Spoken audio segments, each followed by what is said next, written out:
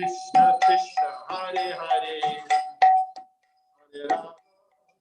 Hare Ram, Ram Ram, Hare Hare, Hare Krishna, Krishna Krishna, Hare Hare, Hare Ram, Hare Ram,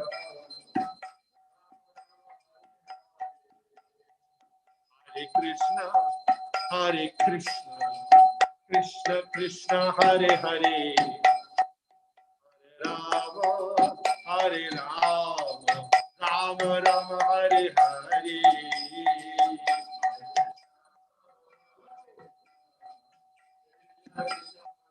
Krishna Krishna, Hare Hare,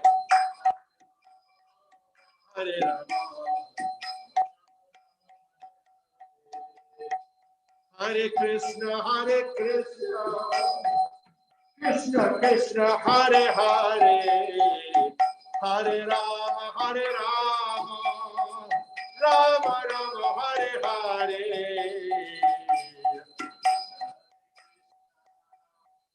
Krishna Krishna,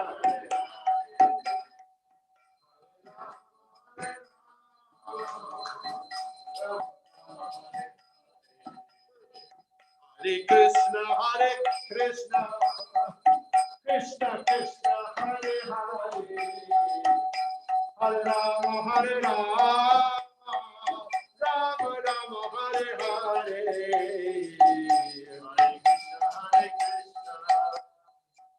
Krishna Krishna, Hare Hare,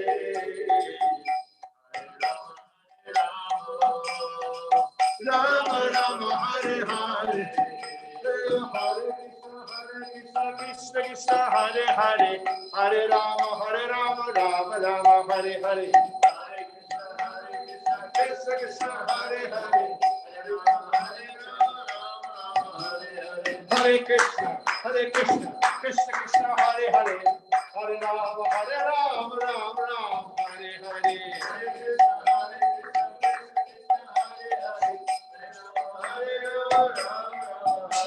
Hare Krishna, Krishna Krishna, Hare Hare, Hare Rama, Rama Rama, Hare Hare. Hare Krishna,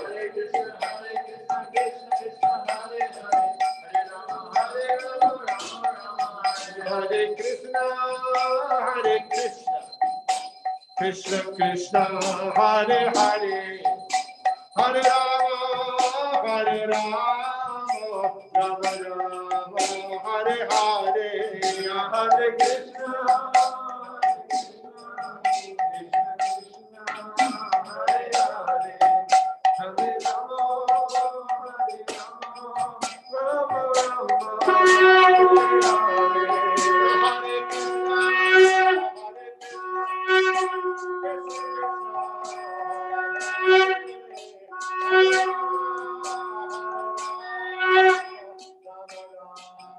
Hare Hare. Hare Krishna, Hare Krishna, Krishna Krishna, Hare Hare, Hare Rama, Rama Rama, Hare Hare. Hare Krishna, Krishna Krishna, Hare Hare, Hare Rama, Rama Rama, Hare Hare. Hare Krishna, Krishna Krishna, Hare Hare, Hare Rama,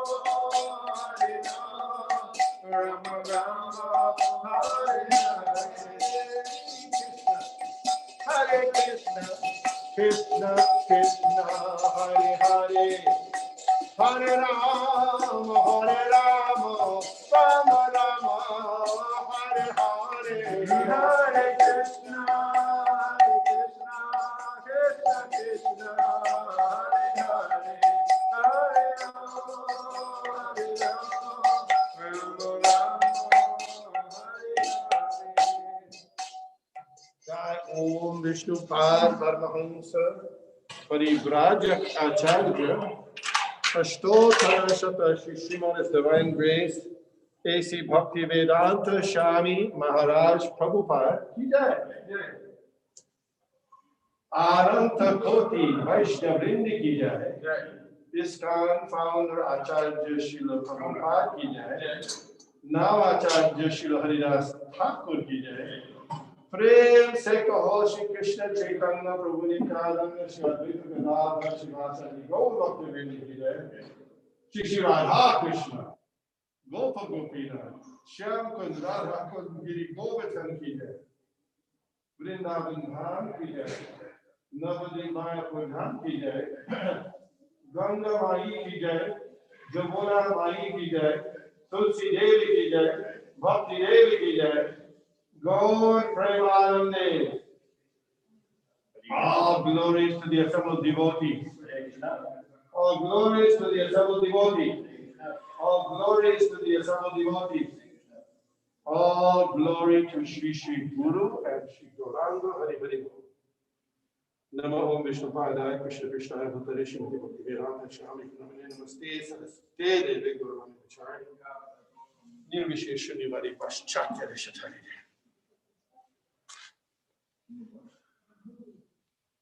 Namaste Narasimhaya. Namaste Narasimhaya. Namaste Narasimhaya. Namaste Narasimhaya. Prahlada Lada Daine. Prahlada Lada Daine. Hiranyakashipur Bhakshaha. Hiranyakashipur Bhakshaha. Shilotam Tanakaraye.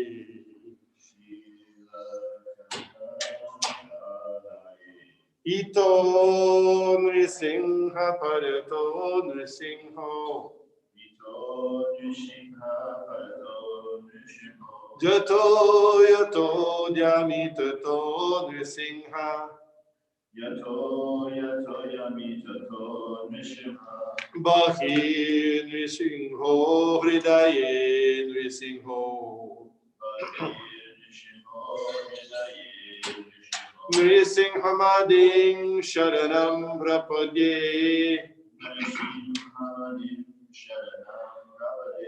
Nrisinghamading Sharanam Prapadye.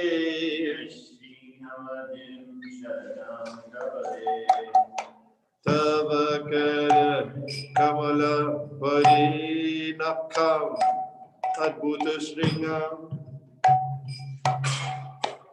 Dalita Hiranyakashipu Tanu Bringam Kesavadrita Narahari Rupa Jai Jagadish Hare Jai Jagadish Hare Jai Jagadish Hare Kamala Bhaira Kamadbhuta Sringam Dalita Hiranyakashipu Tanu Bringam Kesava Dita Narahari Rupa Jai Jagadish Hare Jai Jagadish Hare Jai Jagadish Hare Tavakara Kamala Parinakam Adbhuta Sringam Dalita Hiranyakashipu Tanu Bringam Kesava Drita Hare Rupa Jai Jagadish Hare Jai Jagadish Hare Jai Jagadish Hare. Tabakara Kamala Bare Nakam Adbhuta Sringa Dalita Hiranya Kashipu Tadu Bringa Kesava Vita Narahari Rupa Jai Jagadish Hare Jai Jagadish Hare Jai Jagadish Hare Bhagavan ki Jai Namo Krishna Pada Krishna Krishna Namaste Saraswate Shunyavadi Shakya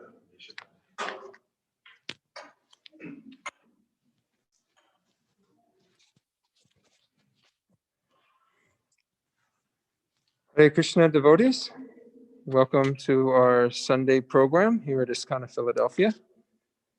Those that are here viewing on Zoom and YouTube, thank you for joining in virtually. So many of you probably already saw, if not, I'll give a quick update that we made some changes over the last couple of days to the COVID policy here at the temple based on local government restrictions that have become tighter due to the rise in COVID cases in this area and throughout the country. Previously, we were having gatherings here at the temple where people would come to gather for class, for arti, for kirtan. Now we are simply just restricted to having people come for darshan and then to pick up prasadam starting at 6 o'clock. The good news is you can still join us online as you're doing. And that is probably the safest way that we can communicate and do these programs at this particular time. At this point, I want to give a quick darshan to everybody that is out there, in case you weren't there when when the Didi doors first opened up. And then we'll transition to our Bhagavad Gita class.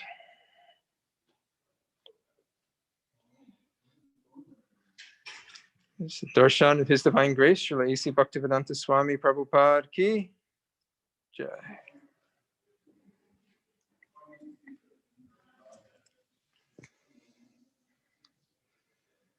The most merciful lordships, Parama Karuna, Shri Shri Gaur Nitai Ki.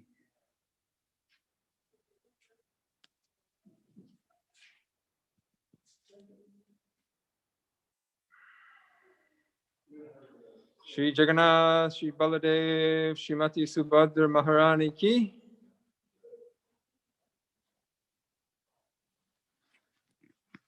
And we have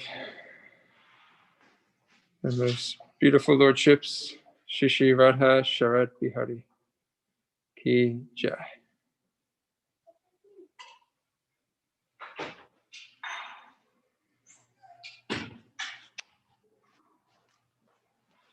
Again, thank you for joining us virtually. For those at home, darshan will open up here at 6 o'clock. And we are limited to only having 9 people in the temple room at a time. So things will be a little bit tight, or things will be, you may have to wait in line for a little bit, and things, we'll just have to make some adjustments, that's all, but darshan will be open. At this point, we're going to turn it over to His Grace Vishnu Gada Prabhu, who will be giving class this evening on the Srimad Bhagavad Gita.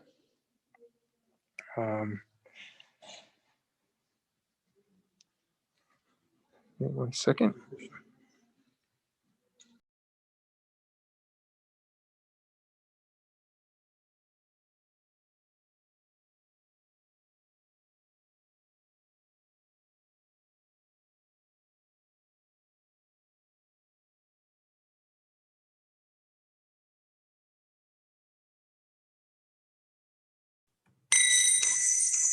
Oh wow, it rings up there.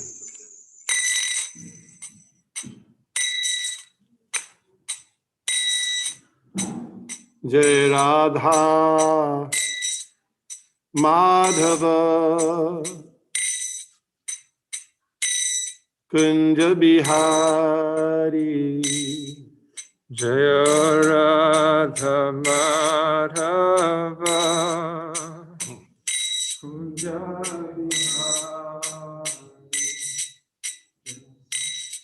Jai Radha Madhava Kunja Bihari.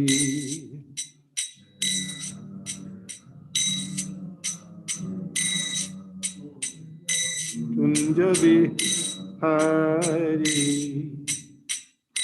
Gopi Jana Vallabha Girivardhari.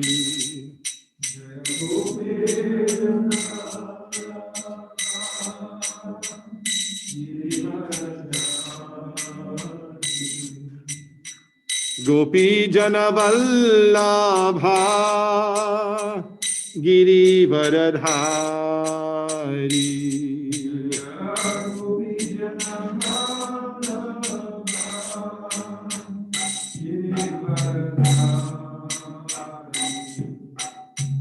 Jashodanandana Braja Jana Ranjana.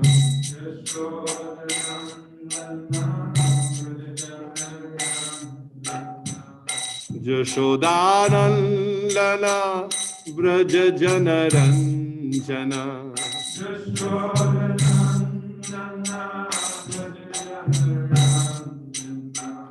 Jashodanandana Braja Jana Ranjana.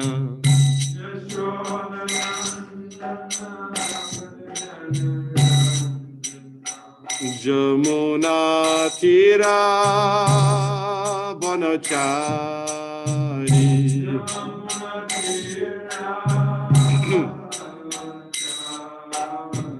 Jamuna Tira Banachari.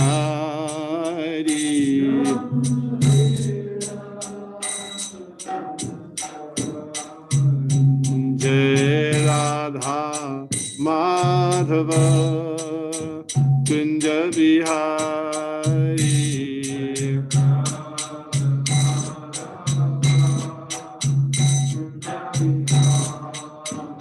Jai Radha Madhava Kunja Bihari. Radha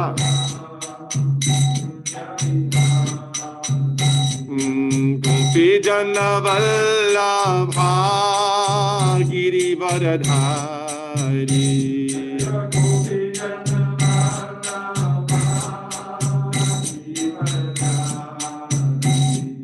Gopi Jana Vallabha Girivardhari.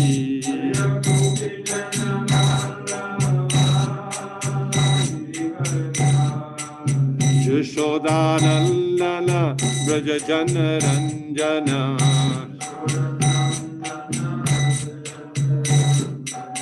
Jashodanandana Braja Jana Ranjana.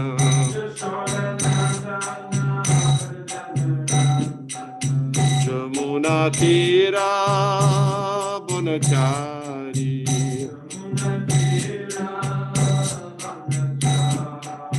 Jamuna Tira Banachari.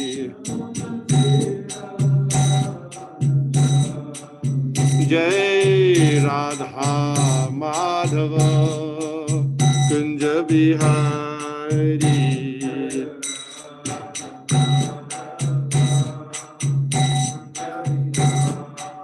Jai Radha Madhava Kunja Bihari.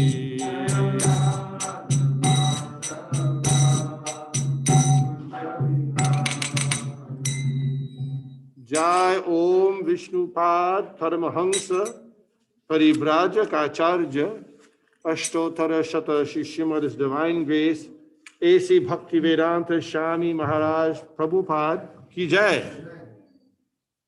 अनंत कोटि वैष्णव वृंद की जय। ISKCON founder Acharya Srila Prabhupada की जय। नाम आचार्य श्रील हरिदास ठाकुर की जय। प्रेम से कहो श्री कृष्ण चैतन्य प्रभु नित्यानंद श्री अद्वैत गदाधर शिवास आदि गौर भक्तवृंद की जय। श्री श्री राधा कृष्ण गोप गोपीनाथ श्याम कुंद राधा कुंद गिरी गोवर्धन की जय। वृंदावन धाम की जय। नवद्वीप मायापुर धाम की जय। गंगा माई की जय। जमुना माई की जय। तुलसी देवी की जय। भक्ति देवी की जय। समवेता भक्त वृंद की जय। गौर प्रेमानंदे। All glories to the assembled devotees. All glories to the assembled devotees. All glories to the assembled devotees. All glory to Shri Shri Guru and Shri Gauranga Hari Hari Bol. Nama Om Vishnu Padaya Krishna Prishtaya Bhutare Srimati Bhakti Vedanta Shami Iti Namane. Namaste Saraswate Deve Gauravani Pracharini Nirvishesha Shunyavadi Paschatya Deshatharine. Om Namo Bhagavate Vasudevaya. Om Namo Bhagavate Vasudevaya. Om Namo Bhagavate Vasudevaya.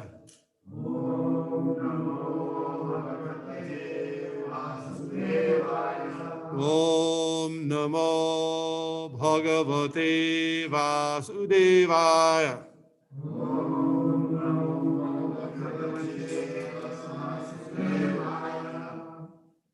Thank you. Thank you for those tuning in also on Zoom and YouTube. We're going to read and we're going to study in the Bhagavad Gita as it is. This is a verse that most of you know. Many of you know out there in Zoom land also. The first verse of Bhagavad Gita. You know the verse? Okay. So I say it, I'll say it, and you say it. And by the end of this, everybody will know for sure. Dhritarashtra uvacha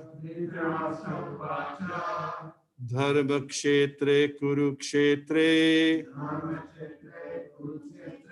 samaveta yuyutsava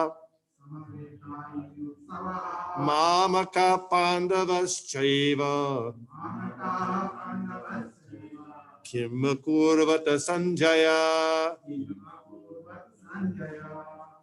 Dhritarashtra uvacha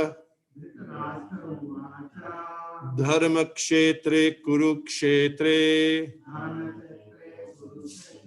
samaveta yuyutsava mamaka pandavaschaiva kim kurvata sanjaya. Dhritarashtra uvacha dharma kshetre kurukshetre samaveta yuyutsava mamaka pandavaschaiva kim kurvata sanjaya.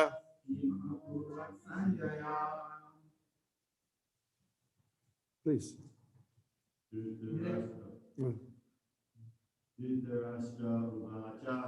Dhritarashtra uvacha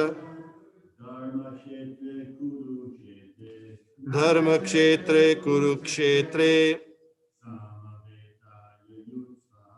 samaveta yuyutsava mamaka pandavaschaiva kim kurvata sanjaya. Dhritarashtra uvacha dharma kshetre kurukshetre samaveta yuyutsava mamaka pandavaschaiva Kim Kurvata Sanjaya. Dhritarashtra Uvacha. Dharma Kshetre Kurukshetre.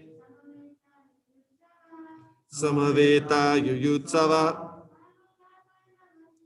Mamaka Pandavas Chaiva.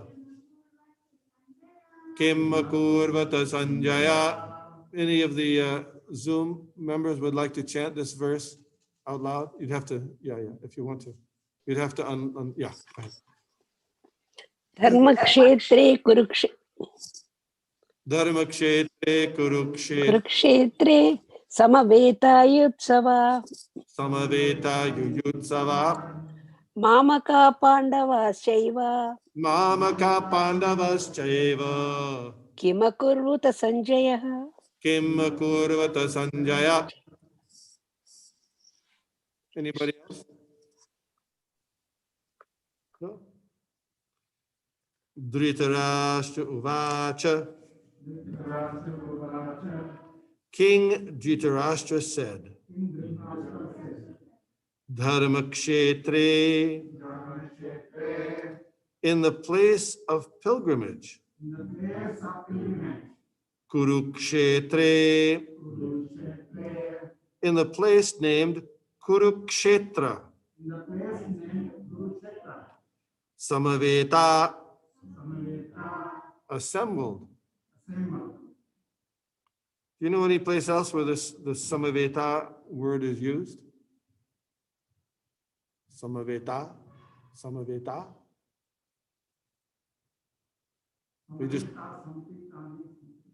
You could do that way, but when we chant the Prema Dvani, they say Samaveta Bhakta Vrinda, same word. Samaveta means assembled, Bhakta Vrinda, all the assembled devotees. Samaveta Bhakta Vrinda. It's not Samaved, Samaveda. No, it's Samaveta, same word as here. Samaveta. Yuyutsava. Desiring to fight. Mamaka. My party. My sons. Pandava. The sons of Pandu. Cha. And. Eva. Certainly. Kim. What? Akurvata. Did they do? Sanjaya. Oh, Sanjay. So what is, without looking, what does Mamaka mean? My sons. That's right. And Mukund, Samaveta?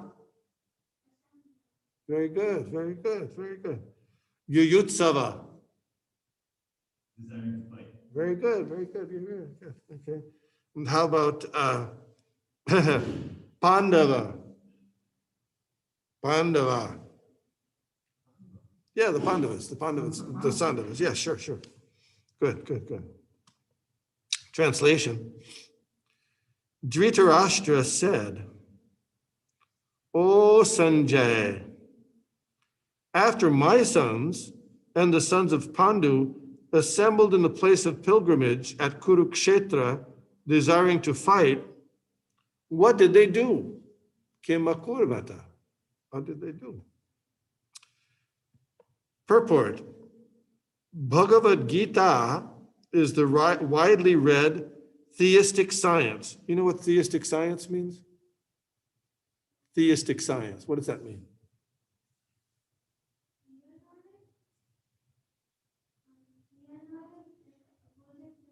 It's close, but not exactly right. You know? Yes. Thea is God. So it's the science of God. The widely read science of God, summarized in the Gita Mahatmya, the glorification of the Gita. There it says that one should read Bhagavad Gita very scrutinizingly. You know that word scrutinizingly? What does that mean? Yes, carefully detailed, yeah. with the help of a person who is a devotee of Sri Krishna, and to try to understand it without personally motivated interpretations. Could you give an example of a personally motivated interpretation for the Bhagavad Gita? Personally motivated means we want to avoid personal motivation.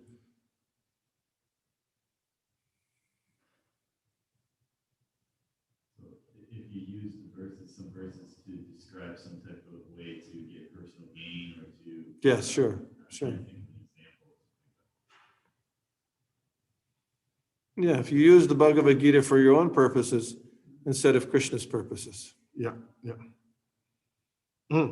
The example of clear understanding is there in the Bhagavad Gita itself, in the way the teaching is understood by Arjuna, who heard the Gita directly from the Lord.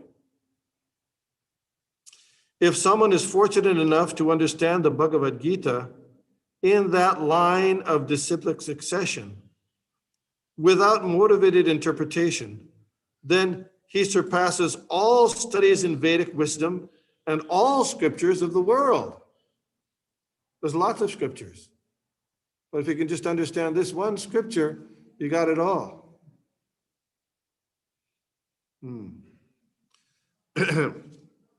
One will find in the Bhagavad Gita all that is contained in other scriptures, but the reader will also find things which are not to be found elsewhere. This is the specific standard of the Gita. It is the perfect theistic science because it is directly spoken by the Supreme Personality of Godhead, Lord Sri Krishna. So who knows better about someone? If we want to know about you, we can ask you, right? And you can tell. And you might tell us things that nobody else knows if you're, you want to disclose it to us. You know best. Similarly, Lord Krishna is not just, a devotee or an avatar, but he's the source of all the incarnations. So if he speaks something, he can give a detailed, complete knowledge as much as he likes to give. So it's like Srila Prabhupada gave the example of now you go online to get your definitions of words, but they used to have these big heavy dictionaries. Did you have one of those in your school?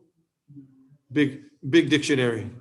And you could also have your pocket dictionary that you might carry around, especially if you're learning a new language, you might have a pocket. But you have this big dictionary. What's the difference between the big dictionary and the little dictionary? Important what should be there in the Yes, true. Yes, correct. In the big dictionary, you'll have some of the more obscure words, which you won't even find in the little dictionary, will be there. And also in the big dictionary, there's more detail. There's usually more definitions. In the little dictionary, there might be one definition or two, but in the big dictionary, there may be 7 or 8 different understandings, which are more not as common, but still existing. Yeah. So the Bhagavad Gita, compared to other scriptures, is like the big dictionary. It's not contradicting those things, but just gives more detailed, more thorough information. The topics discussed by Dhritarashtra and Sanjaya, as described in the Mahabharata, form the basic principle for this great philosophy. It is understood that this philosophy evolved on the battlefield of Kurukshetra, which is a sacred place of pilgrimage from the immemorial time of the Vedic age. It was spoken by the Lord when he was present personally on this planet for the guidance of mankind. So, as you know, the Bhagavad Gita is just one small section of a larger book, Mahabharata, which is in human society has 100,000 verses. And in upper societies, there's yakshas above the humans, and then there's the devas. In those societies, there are many more verses. But in human society, 100,000 verses. But in Bhagavad Gita, there's not that many, 700 verses or so. We have some. So it's one small part of the Mahabharata. And the Mahabharata, same author is Vyasadeva, or person who compiles the Mahabharata. And the Mahabharata gives the background and the lead-in for Bhagavad Gita. And in Mahabharata is primarily the story of the Pandavas, the 5 Pandavas, who are Yudhishthira, Bhima, Arjuna, Nakula, Sahadeva. Yeah, 5 Pandavas. Primarily, and how is that? Well, they're actually all the grandsons of Vyas. They're the grandsons of Vyas. So it's a very interesting, and so it comes to the point where they're on the battlefield, and some people say this is the Bhagavad Gita is an allegory or a fictional story. But even today, I think you probably have gone to Kurukshetra. Kurukshetra is there still today, the same place, the place where Krishna spoke, the Bhagavad Gita is still there. So it's not an imaginary idea. You went also? No. Okay. The word Dharmakshetra, a place where religious rituals are performed, is significant because on the battlefield of Kurukshetra, the Supreme Personality of Godhead was present on the side of Arjuna. How did that happen? Because Lord Krishna didn't want to become involved in the fight. Lord Krishna's brother, Baladev, he wasn't going to be even present. He left. So he's not, because, on both sides, both Krishna and Balaram are related on both sides. So he didn't want to be involved at all. So he left that place and he went to Naimisharanya. But Krishna said, okay, either you can have me or my armies. I'll be on one side, but I'm not going to fight. Or you can have my armies. Somebody can have my armies. So, of course, Duryodhan took the armies, and Arjuna, being the devotee, he took Krishna, because wherever Krishna is, there's always opulence, splendor, auspiciousness, everything. Dhritarashtra, the father of the Kurus, was highly doubtful about the possibility of his son's ultimate victory. In his doubt, he inquired from his secretary Sanjaya, what did they do? He couldn't see. He was blind from birth. He was confident that both his sons and the sons of his younger brother Pandu were assembled in that field for a determined engagement of war. Still, his inquiry was significant. He didn't want to compromise between his cousins and brothers. Why is that? Why? Why not? Rashtra thinking like he's having more armies and He wanted to be the ultimate ruler, even though he was blind, and in that sense he was disqualified. But he was. Some people they're more sympathetic to Dhritarashtra, but till the end, Dhritarashtra was very, very ambitious and desirous of getting rid of the Pandavas, so he and his sons could be in charge of the kingdom. Because the battle was arranged to be fought at Kurukshetra, which is mentioned elsewhere in the Vedas as a place of worship, even for the denizens of heaven, Dhritarashtra became very fearful about the influence of the holy place on the outcome of the battle. Do you know anything else that was important that happened at Kurukshetra? Yeah, Lord Parshuram, when he became disgusted with the politicians in his time, because they were so corrupt, taking bribes, all kinds of, they're so corrupt. So he killed them all, but he killed them at Kurukshetra, mostly he killed them at Kurukshetra, and their blood filled up different lakes there, which coagulated and became lakes. So, but by killing them at Kurukshetra, they got benefit also. He knew very well that this would influence Arjuna and the sons of Pandu favorably, because by nature they were virtuous. Sanjay was a student of Vyas, and therefore by the mercy of Vyas, Sanjay was able to envision the battlefield of Kurukshetra even while he was in the room of Dhritarashtra. You know what that's called? Clairaudience. Somebody says, very rarely you find somebody who has that kind of, for whatever reason, by some chance they have it. So they can actually visualize what's taking place in another location. Yeah. Yeah, like that. So, but Sanjay had that ability by the mercy of his guru Vyasadeva to see what was going on there, even though they were back in the palace and the fight was going on at Kurukshetra. He could see by Vyasadeva's arrangement. So Dhritarashtra asked him about the situation because he couldn't.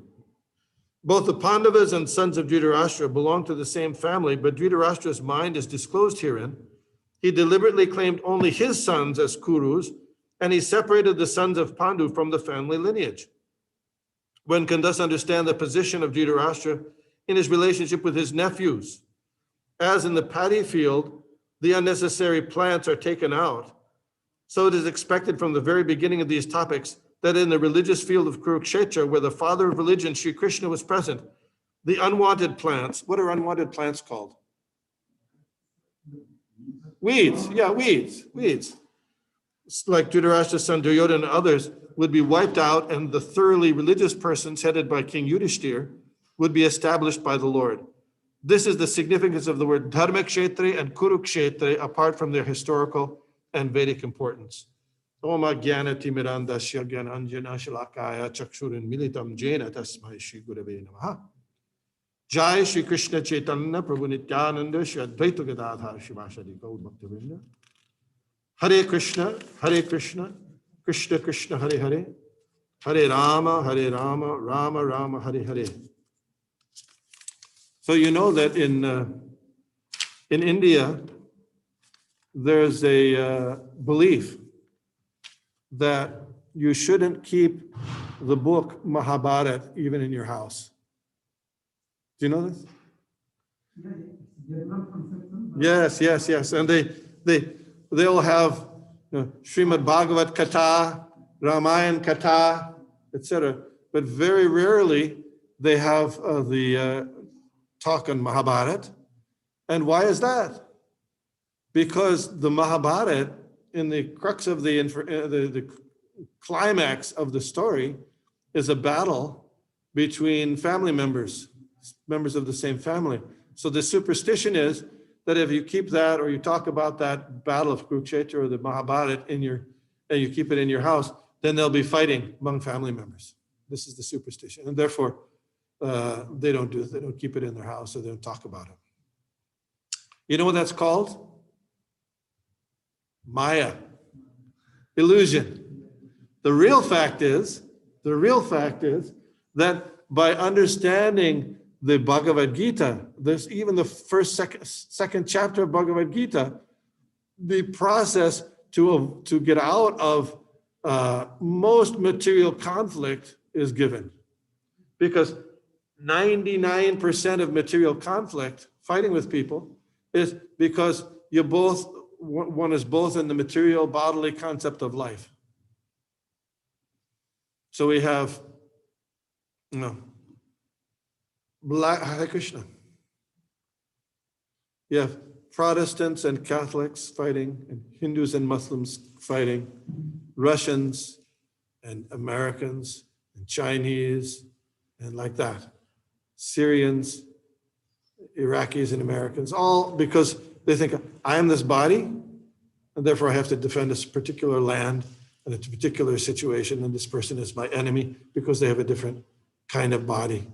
But the beginning instruction of Bhagavad Gita is we're different than the body. Our real purpose is to come to the spiritual understanding.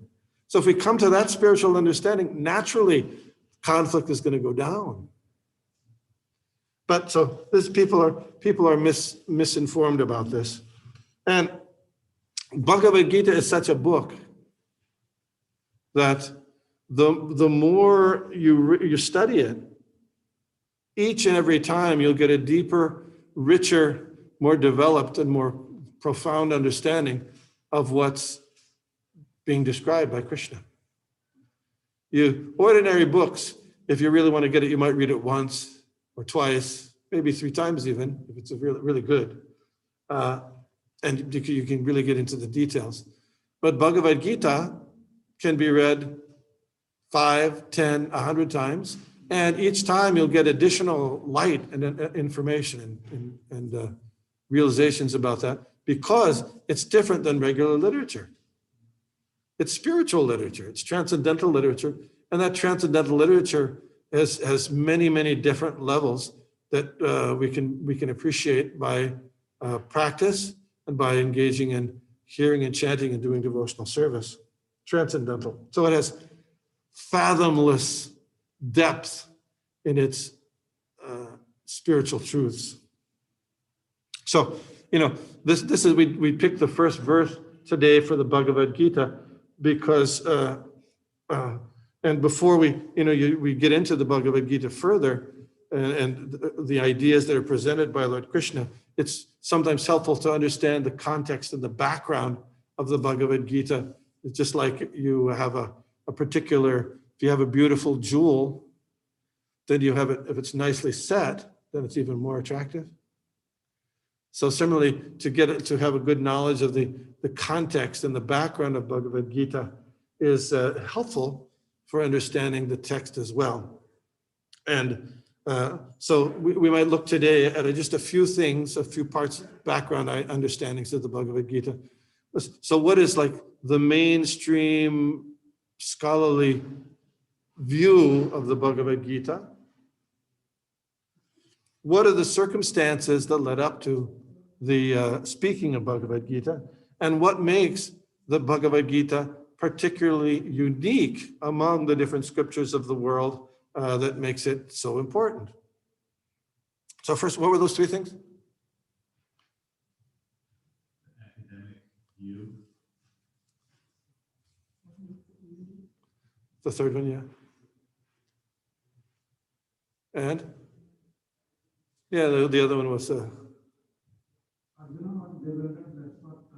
what are the background circumstances? What's the context of the background? So in the first one, the actual term used is called. Have you ever heard of this term, historicity? Have you heard of that? So the word historicity means, did it really happen? Could it have actually happened? So generally speaking, in curriculum and things that they teach in school, when there's a new discovery, they say it takes like 40 or 50 years before that new discovery comes into the curriculum of the school.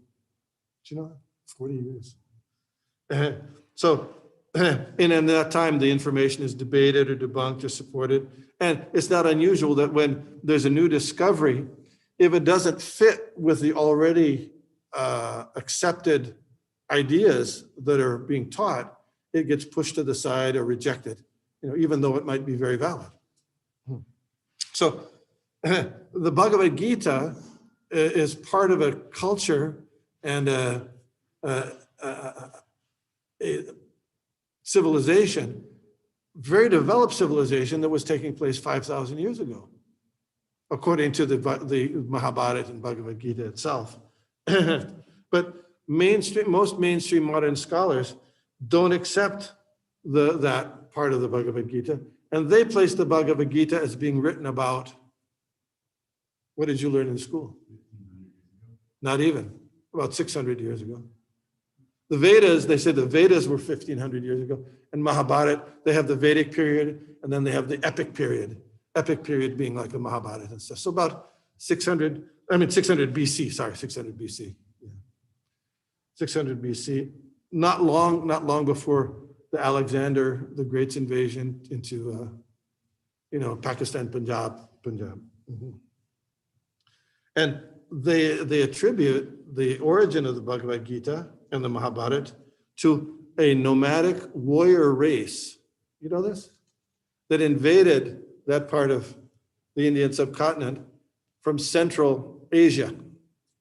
And they called them Aryans. Aryans, yeah. Central Asia, they invaded North, and they invaded about 1500 BC. And they overran a civilization that was already there called the Indus Valley Civilization, which was from in Harappa and Mohenjo-daro and that place. So that's how the story goes. And because they say that the Harappan and Mohenjo-daro civilization was inhabited by non-Vedic people. And they say that, there's in the Vedas it says, Tamasima Jyoti Gamaya. Yeah, means get out of the darkness and go to the light. So they interpret that as meaning, well, the people who are living there in the Indus Valley civilization were dark-skinned. So get rid of those people, and the light-skinned people coming from the Central Asia, that's how they say this should be interpreted. Anyway, so they say there's a lot of reasons for this. I mean, this first idea that there was an invasion from Central Asia was put forward by people in the middle 1800s. And those people, they had a purpose, just like we were saying that you have to understand Bhagavad Gita without personally motivated interpretation. But they had a purpose in their interpretation and putting forth this theory. And that purpose was they were Christian missionaries, at least influenced by that idea. So it was important for them to put forward to poke holes in the historicity of the Vedas and the Bhagavad Gita so that they could run it down to put up a Christian idea better as being better. So anyway, they had certain ideas, and there was a guy named Sir Mortimer Wheeler in the 1920s who was a British excavator, and he excavated there, and he made a detailed theory about the Indus Valley civilization that was there along the Indus River in Harappa and Mohenjo-daro. And he said it wasn't Vedic for a variety of reasons. Why wasn't it Vedic? Well, in the excavations, they found pictures, many kind of pictures. They found pictures of bulls and rhinoceroses. You see rhinoceri? Rhinoceri, bulls, hares, deer, but they didn't find any pictures in their excavation of horses. And in the Mahabharata and such, there's a lot of horses going around. People are riding horses. So, not only didn't they find pictures of horses, they didn't find any horse bones, nor did they find any chariot wheels, nor did they find in the Vedas, a lot of parts of the Vedas, there's a lot of description of Agnihotra Yagya, Svaha, Svaha. They didn't find any fire sacrificial, Agni Vedhis, so they, and they found no fire altars, and they found some human skeletons, a bunch of human skeletons that were kind of looked in grotesque condition. So they theorized, well, these people, these skeletons, they must have been resulted from an invasion that came in and killed these people suddenly, and that's what happened. Anyway, so that theory is still taught today, based on this 1920 excavation. But since that time, there's been a lot of other discoveries in that same place, and they call them Harappan sites, because there was a river, there's the Indus River, and there's another river called the Saraswati River. You know this? And the Saraswati River, there was a geological movement, and that caused the drying up of the Saraswati River about 4,000 years ago, shortly after Lord Krishna. And from satellite pictures, you can still see what's now the Rajasthan desert. The course of that river goes to the west into the the Arabian Sea. Yeah, on the west of India is the Arabian Sea. So anyway, along that river, there are many different digs and artifacts that they found. And since that time in Mohenjo-daro also, and in Harappa, they found, guess what they found? Pictures of horses, chariot wheels, horse bones, since that time. They just didn't find them yet. You know, you don't find everything all at once. Horse bones. They also found, interesting, that many of those cities that they found in those Harappan cities were laid out in a particular way, which you find in the Vedas. It's called Vastu Shastra. You know Vastu? Yeah. So there's a certain layout of a city with certain things occurring in different places. So they found most of those cities were laid out in that, according to Vastu Shastra. And another thing, just like in this country, you know, who populated this part of the country? There were the Dutch, right? And then there were the British that came in. And so you have towns like New York. Where's the old York? In England. The old York is in England. But in the naming of cities in the Vedic subcontinent, you didn't find any influence of like Iranian or Central Asian language. It's all Sanskrit based. Then also in the Vedas themselves, there's no reference to any invasion coming or any migration coming from a different place. Just like if you grew up and you were living in your someplace else in your childhood, if you were writing your story, you'd write about your childhood in some places about your childhood, important places. But in the Vedas, you don't find that. What do you find? You find lots and lots of information about the Ganga, about the Saraswati, even though the Saraswati hasn't been there for 4,000 years, but it's part of it was there in India. So these kind of evidence suggest that really the Vedic period was just as they say it is in the Bhagavad Gita and the Mahabharata. It wasn't something that was brought in from outside of India. So that's, but it still hasn't filtered its way into the general understanding. And the thing is that if people take it as the Bhagavad Gita and the Mahabharata are just fictitious stories that really didn't occur, then they can say that Krishna is also fictitious, Arjuna, the Pandavas are fictitious, and we can interpret it any way we like, right? It's not true anyway. And big scholars and philosophers and politicians in India have commonly and regularly done that. Instead of hearing what Krishna says directly, they put some spin on it, which suppresses Krishna's real intent in speaking Bhagavad Gita. So this is very interesting.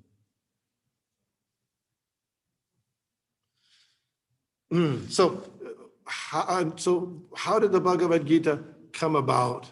Is the next step. That was the first thing, is the historicity of the Gita. Is it valid? How did the Bhagavad Gita come about? That's the whole thing of the Mahabharata. Krishna says in the Bhagavad Gita that Hare Krishna, that in the beginning, a long time ago, he spoke this same message of Bhagavad Gita to the sun god. Imam vivishvate yogam proktavan aham avyan vivasvan manave praha manuikshvakave bravid. So, I mean, that's mind-boggling, because Vivasvan and Vivasvata Manu were occurring. They're living for millions and millions of years before. There's 14 Manus in a day of Brahma. And right now we're in the 7th Manu. And every Manu, what's 14? 14 Manus into 4,320 million years. 14 into 4 billion. Do you have your calculator? 14 into 4,320 million.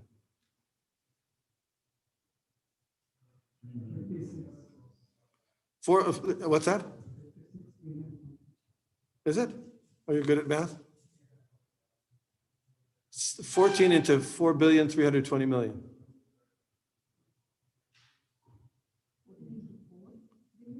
4,320,000,000. The 4,320,000,000 is the day of Brahma, the Krishna. What did you come up with? 14,320,000,000. No, it couldn't be 14 billion. No, it starts out, what's the first? Sorry. Okay, whatever. Okay, we can't get it done. Anyway, a long time. So Krishna spoke that science, the same knowledge to Vivasvan, and Vivasvan instructed to Manu, this is the 7th Manu. So because the same truth, the same essential truth is true at all times and places. It's not that a particular time and in a particular place, this is true, and another thing becomes true at a different time.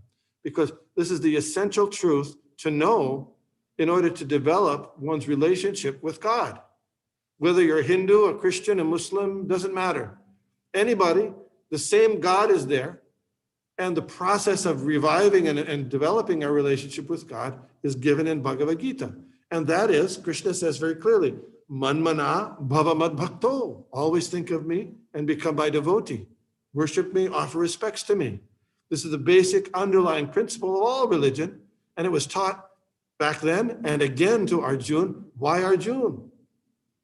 Because Krishna wanted the leaders of society to encourage that kind of understanding in the citizens. Just like now, there's this particular leader who has certain qualities, and because of those qualities, he brings out those qualities in his followers, isn't it? They were already there, but you couldn't see them as clearly. But because of the certain qualities of the leader, those qualities come out in the followers, because when the person's in a leadership position. Similarly, if the king or political leader is a devotee of God, then naturally the people's devotional sentiments and devotional being will come out. It's natural. So years ago, so Krishna's repeating the same knowledge, and then that knowledge of Bhagavad Gita was spoken again by Vyasadeva, because when the Mahabharata was compiled, it was spoken by Vyasadeva to Ganapati, Ganesh. He wrote it before Srimad Bhagavatam. And there was an arrangement made because Ganesh was a bit busy. He has a lot of things to do. So he said, I agree to compile and write this Mahabharata, but you can't, I don't want to have any breaks. If you make me, if this, you make a break, then I'm quitting.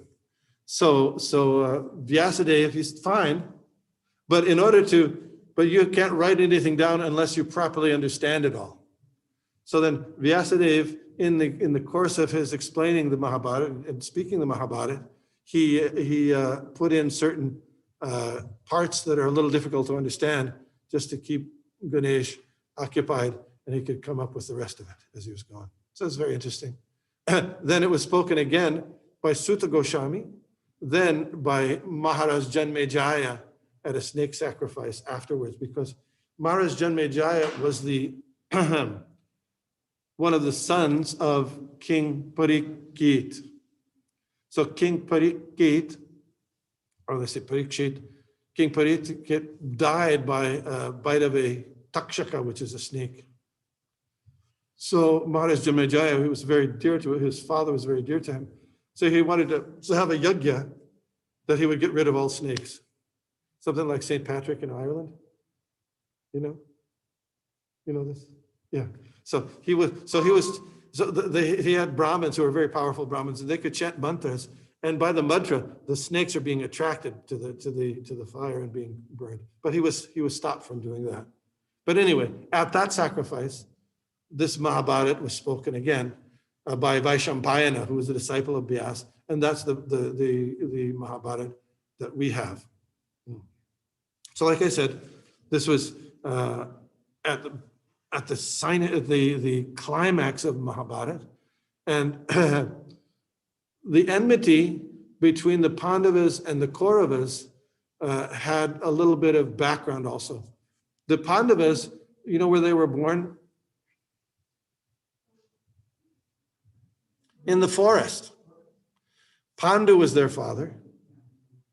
Pandu was their father, and he had a saintly character. And so even though he was the king, he was a powerful king, he liked to go to the forest and do religious activities, meditation, etc., etc.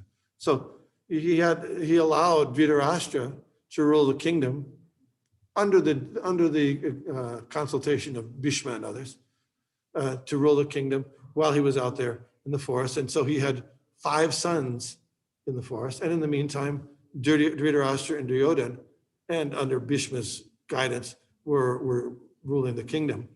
So then, one time, Pandu was out in the forest, and kings, unlike regular people, but kings, they were allowed sometimes to hunt. You know this, because they had to practice their martial arts. They didn't always do that, and they didn't always use live animals, but they would kill certain animals. The deer, because the deer is very fast, quick, so to use their skill. So, but a lot of times when the kings were involved in hunting, it got him into trouble. You know any times when they got him into trouble? You know Dasharat? Dasharat was hunting, and he shot what he thought was a deer, but it was actually a young boy getting water for his parents. So he got into trouble. Parikshit got into, what was he doing? He was out hunting when he came upon the stage. Yeah, so similarly, Pandu, he was there, and he spotted a deer, and he shot the deer, and the deer actually was a sage who had transformed himself into a deer, because to have more free relations with his wife in the forest. So they both had changed. And so he shot the deer, and he was horrified that, because when the deer was shot, he turned back into his yogi body. And he said, Pandu came up to him and he said, I'm very sorry. He said, but I don't fault you for shooting a deer, but you shouldn't have shot me when I was having enjoyment with my wife. That was against. So I curse you that if you ever have relations with your wife, you'll die. You know that. So when Yudhishthira was about 18 or so, Arjun was about 16, 15, like that. Pandu, in the springtime, when there's the birds and the bees and all, he became attracted to Madri, one of his 2 wives, and then as a result, he died. So that's the first time the Pandavas, and at that time, when Pandu died, he had 2 wives. Who was the first wife? Kunti and Madri. So Kunti, they both were really heartbroken, and voluntarily, Madri said, I want to enter the fire. That's called sati. Nobody tried to force her, but she wanted to. So anyway, she said, I have 2 sons, you have 3 sons, by Pandu. I won't be able to treat your sons equally, but you have a better mind. You'll be able to treat all 5 sons equally, so better I go. So Kunti agreed. So so Yudhishthira, Arjun, Nakula, Yudhishthira, Bhim, Arjun, sons of Kunti, Nakula, Sahadev, they all came under, time? Yes, we got a long line. Oh, okay. Is it possible to continue this next week? I don't know. I'll say, yeah, sure, why not? What do you think? We got into a little bit. Is it like, Hare Krishna. Hare Krishna. Thank you very much. Hare Krishna. Just want to make one short announcement. We have 2 sponsors this week for the feast, the program. One of those sponsors is Ram Sham Prabhu. Oh, really? Him and his wife just got initiated this week. Ram Kumar Singh is now Ram Sham Das, and Nirmala Mataji is now Nikunja Leela Devi Dasi. So please, let's offer our blessings to them. Hare Krishna, Hare Krishna, Krishna Krishna, Hare Hare, Hare Rama, Rama Rama, Hare Hare. And then we also have Ram Chitrala. He's sponsored on the occasion of his daughter's Isha's birthday. So let's also offer our respects to our prayers to her on her birthday. Hare Krishna, Krishna Krishna, Hare Hare, Hare Rama, Rama, Hare Hare. We'd like to thank Vishnu Prabhu again for giving very nice talk on the Bhagavad Gita, background of the Gita, and we hope that he continues this next week as we approach the Gita Jayanti season. So we're going to have to end now. The temple is going to be open for darshan. Hare Krishna. All glories to Srila Prabhupada.